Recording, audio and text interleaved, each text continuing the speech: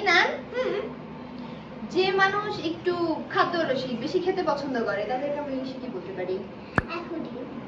আফুডি। আচ্ছা, আর যে মানুষ একটু বেশি বই পড়ে, বই পড়তে পছন্দ করে, তাদেরকে কি বলবো? আ বুকওয়ার্ম। Alright.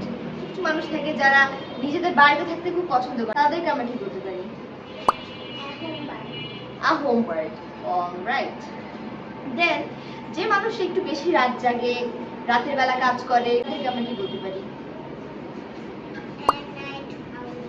A night owl.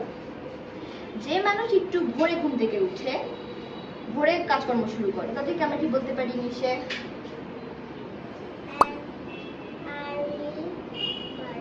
An early bird. এগুলোর মধ্যে তুমি কোনটা? ঠিক আছে, আর আপনি কোনটা আমাদেরকে অবশ্যই কমেন্ট বক্সে জানাবেন।